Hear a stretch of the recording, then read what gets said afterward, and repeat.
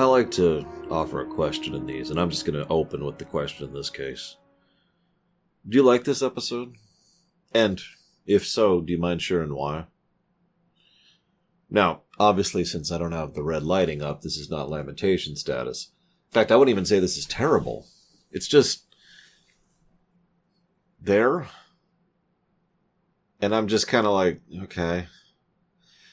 It's filler. Let's just go ahead and say that. But again, filler is not necessarily a bad thing. We've already seen that. I mean, similitude is the example I keep pointing to.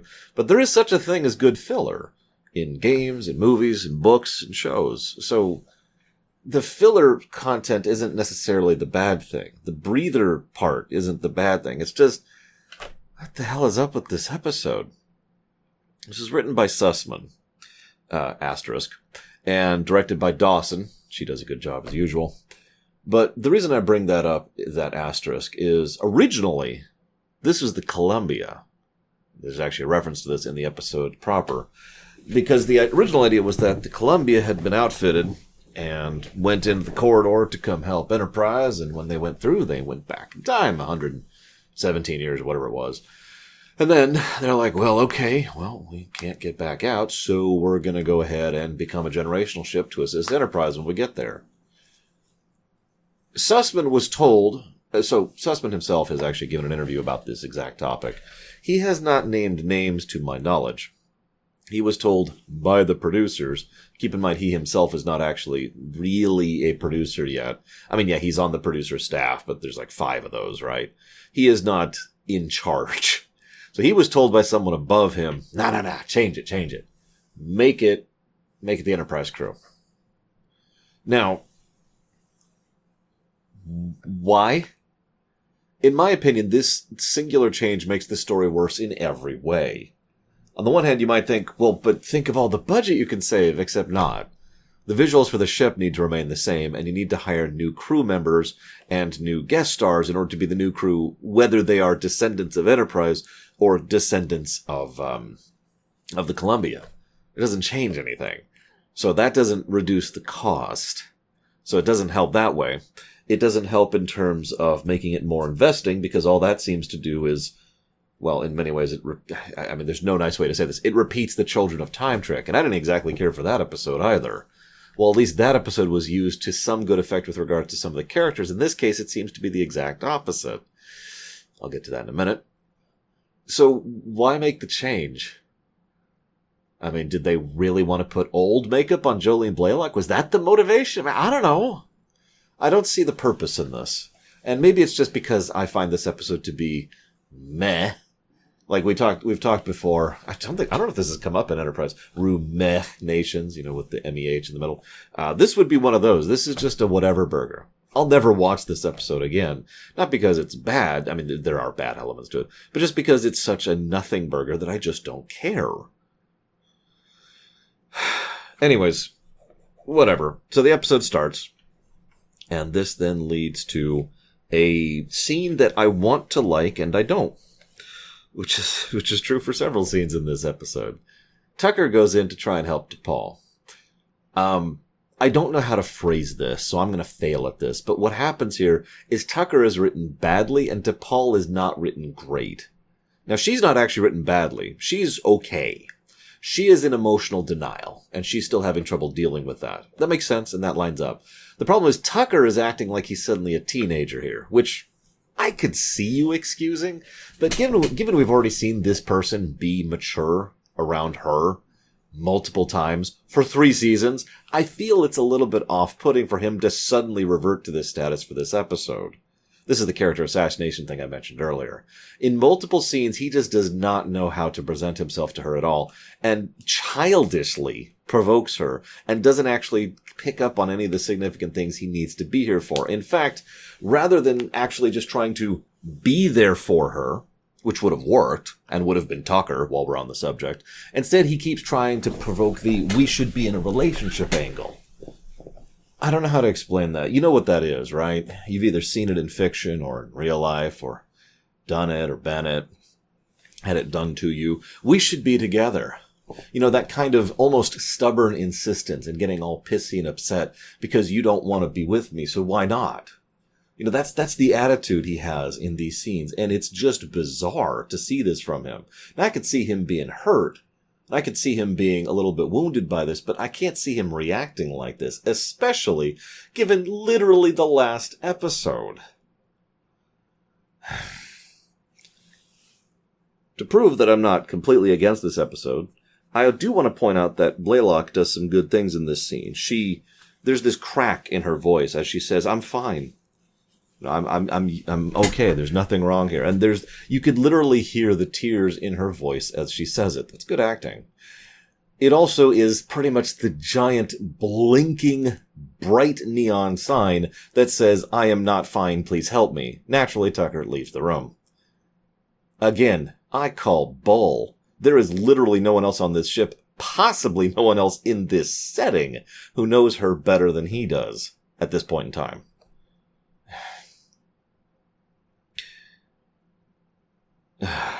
Anyways, this is when we find out about the Kvalans, who will be the threat of the week.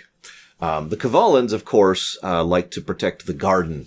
You might call them the protectors of the garden of Kadesh. And they're like, we must destroy.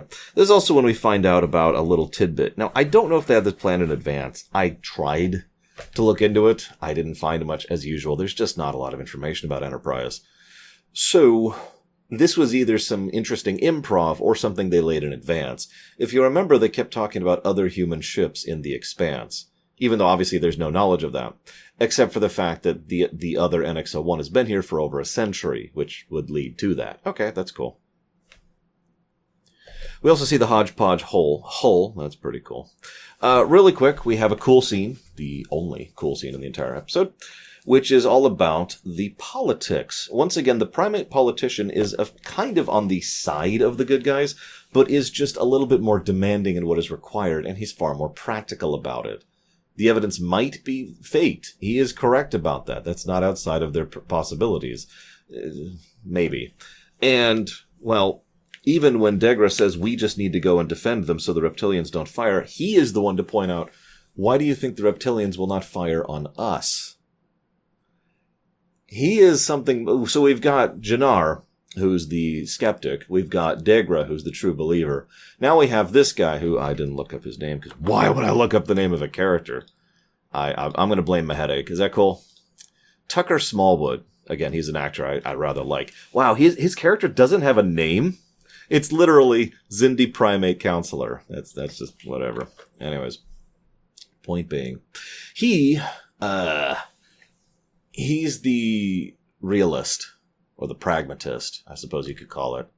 He's trying to attend to the reality of the situation. Okay, that's nice, but what do we do about it, and how do we react to it? That's kind of the thing that he's focused on.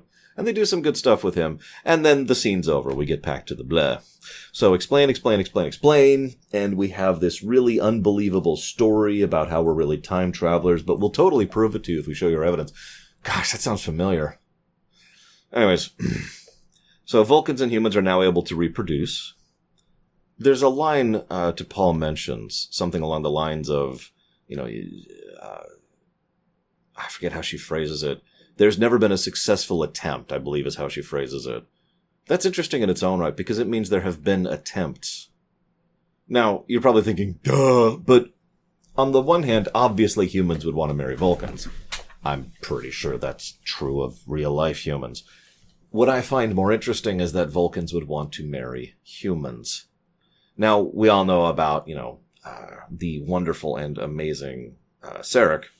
I couldn't think of his name. I kept wanting to say Surok, and it's like, no, the other one. The other legendary Vulcan. We all know about Sarek and his wives. One and then the other, depending on the generation in question. But that's quite a ways from now, and he was a little bit ostracized for that. It's something we talk about both in TOS and in TAS. And, of course, Spock had to deal with a lot of ridicule and cultural bias and blah, blah, blah, blah. So it is interesting to me that he was not, shall we say, alone in that perspective. It does make sense, though, if I'm being completely honest. Vulcans aren't really universally like the High Command is. As I've pointed out before, most of the antagonizement we've been getting from the Vulcans has been the High Command, something the creative staff would notice and take and use in Season 4. I mentioned a Vulcan arc. And so the idea of just normal everyday Vulcans, that lines up. I mean, hell's bells. You remember back in, I forget the name of the episode, where they go back, where the Vulcans landed in the past, and one of them ended up, kind of hooking up with the local. I mean, there's a degree of logic to that, isn't there? As horrible as that may sound, to put it that way. Anyways. So then, we have a scene that's probably supposed to be heartwarming. David Andrews does as best as he can as Lorien. He's not bad of a guest star. I don't want to disparage him. He does decent work, and he's done decent work over the years. Usually as like a military role. Terminator 3, which actually came out right around this time, funnily enough. But no, he's just kind of there, and so the scene just kind of falls flat. And then we get to probably one of the only humorous scenes in the episode for me, where we find out that, of course, Phlox had multiple kids. Of course, so many of these people are denobulan. 9 children. So then they talk about hooking up. This is probably one of the worst scenes in the episode for me. Not because of what you're thinking. So the scene is badly constructed. Frame the scene in your mind for a moment. It's Hoshi and Travis. They have just gotten food. They're ready to go. They sit down. And then Reed comes in. They find out that Reed's single. And then they're like, oh, I'm on duty in a second. And leave without having eaten or drinking anything. Just because the intent being shown is they're just so embarrassed to be around the single guy. That's so terrible. And Reed is, of course, so embarrassed to be the only bachelor left, and this is so terrible. And it's played off for laughs. I'm not laughing. Okay. It is basically a wah-wah. Now, I don't care for wah-wah scenes in general, but this one's pretty awkward. This leads to Lorien. I do what I have to. I must do the horrible evil thing to be the greatest edgelord the universe has ever... What does this look like, I wonder? As I rotate here to the camera. I probably shouldn't do that. What are you doing, Lorien? I must do this to complete my mission. It's the only way. I must... Okay. So his justification is that Archer's doing the exact same thing he did last time, which is provably false. In addition to the fact that he has additional information and a great deal of extensive time-proven theory crafting on it in order to try and make sure that things work correctly this time, he also has your assistance with both parts and supplies, as well as tech upgrades. I'm sorry. Let me try to break this down real simple-like. Now, this isn't a hammer. This is my back scratcher. Pretend it's a hammer, okay? Pretend it's a rock, and there's a nail. And Lorien is like, wham! Okay, wow, I missed really badly. Wham! Right onto his thumb. Ow! And from Lorien's perspective, well, I tried to hammer in the nail, but I hit my thumb. Therefore, I should never try to do that again. And then Archer comes in and says, well, hang on, why don't we get one of those little thumb blockers, put it under there. I forget what they're called. They're like a little chunk of plastic, so you hit that if you miss instead of your thumb, and it helps you to brace it. And then you go bam, bam, bam. And there's also some other tools, so we can make up some other tools. But basically, what if we had all this stuff, and then we try to hammer the nail in properly this time? And Lorien's like, no! You're just doing the same thing, man! You don't understand, man! They're gonna get you, man! Now, I get it. He's all wigged out. Sure. But this is dumb. And the fact that his whole crew goes along with it is actually dumber. So therefore, we must do this. It is the only option to maximum edgelord. Hang on, let me try to get the Kubrick stare here. It is maximum edgelord. But I can't even do it with a straight face. So they fight. Actually, before they fight, Tucker decides to be a 5-year-old to T'Pol for a bit. I don't honestly have anything else to add to this. T'Pol's reaction of denial and aggressive pushing against him makes perfect sense. It does. She is dealing with things she does not know how to comprehend or deal with. So she's flailing. I expect better of Tucker. This then leads to him accidentally finding out, his son shooting him, the battle. I will say only one good thing about the battle. Literally only one. 2. Sorry, I forgot the other thing. First of all, for once, they disable the warp engines of another ship before they just warp out, because it takes a second. So, okay, now we've got a fight. Cool. This then immediately leads to Lorien deciding to go too far. I will kill all your people in order to accomplish my mission because edginess. And also guilt, but we're not there yet. You gotta have the Batman voice. I'll do what I must to save my mission.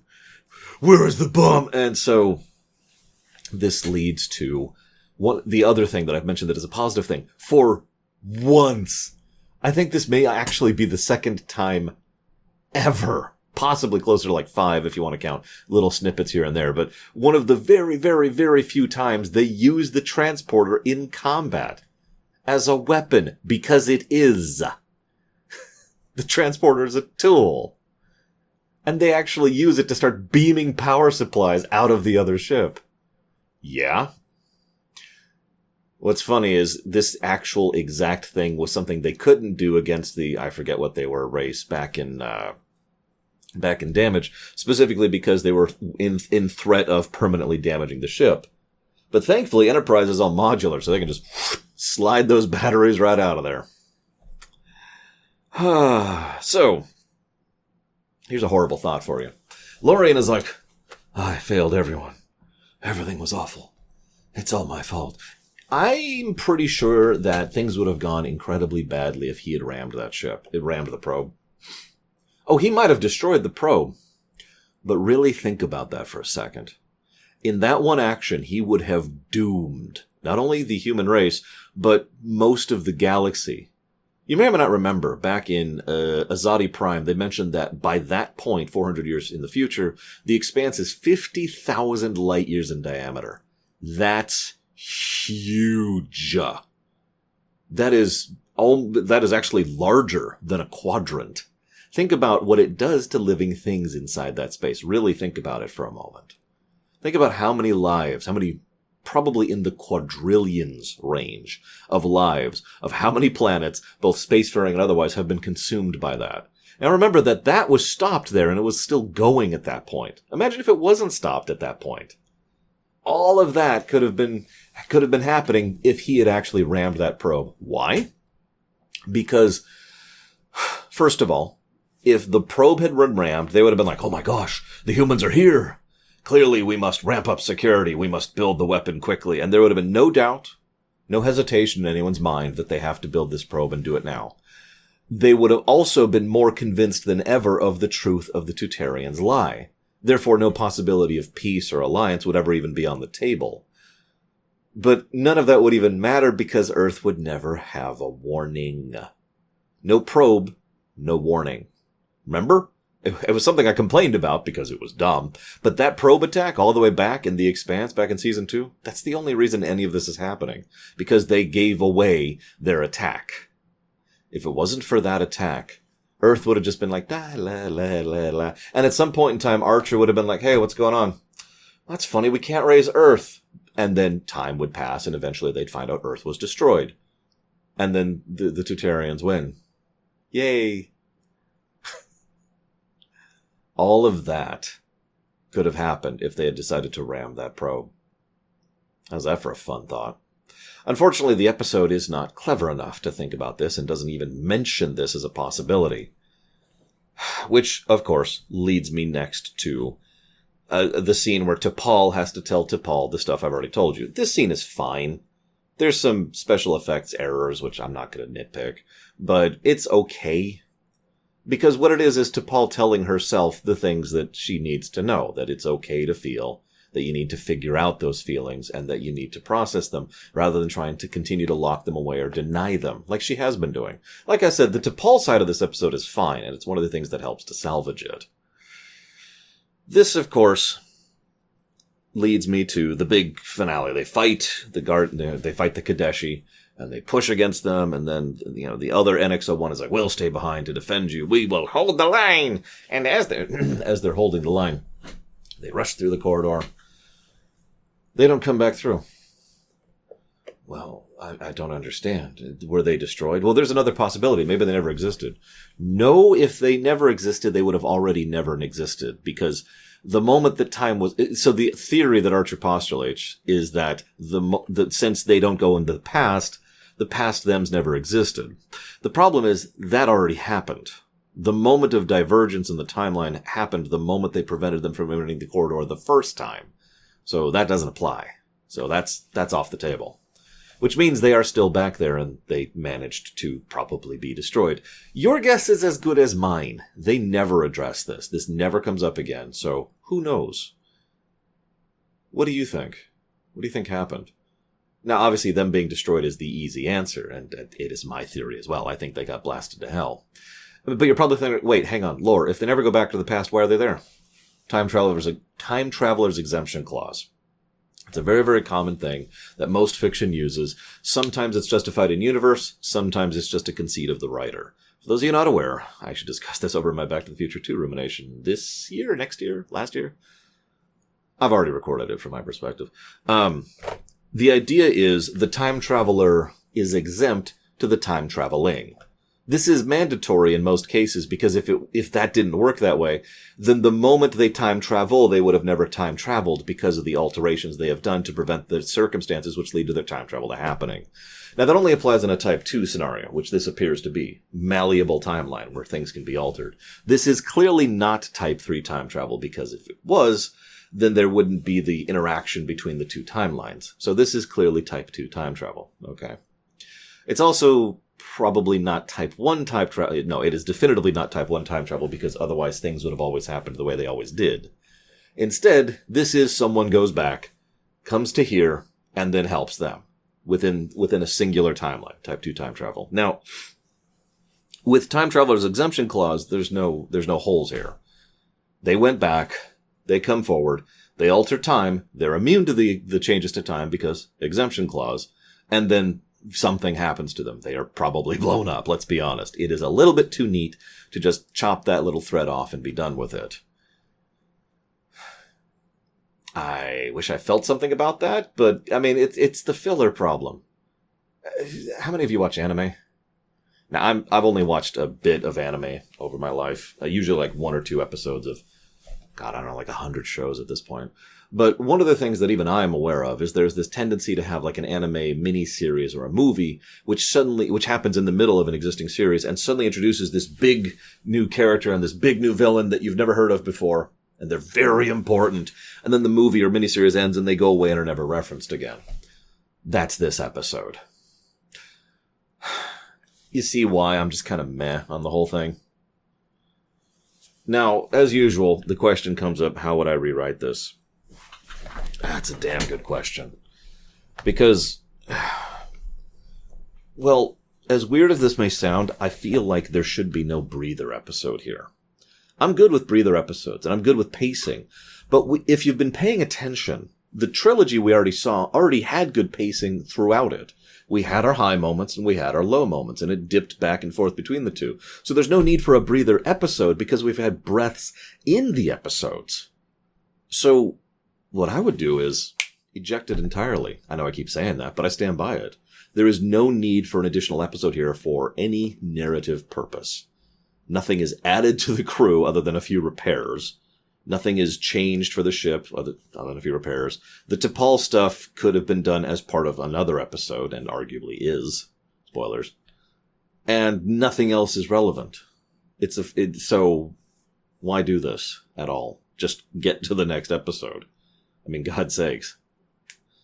But let's say the executive mandate came on down. Chukong, you must. Hang on, that's how executives talk, right? No. The way executives talk. Alright, so I say, I'm going to need you to make another dumb episode. I'm not going to give you the proper budget to do it, and I'm not going to give you the proper time to do it. And it needs to happen in the plot where there should be no extra episode. So if you could do that for me, I'd appreciate it. Thanks. And that's what the actual executives would say.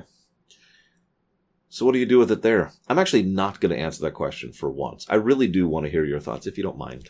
If you don't mind sharing. I know I ask that a lot, but I love it. I love hearing y'all's answers and comments and thoughts. I've had people start to join in the rewrite thing.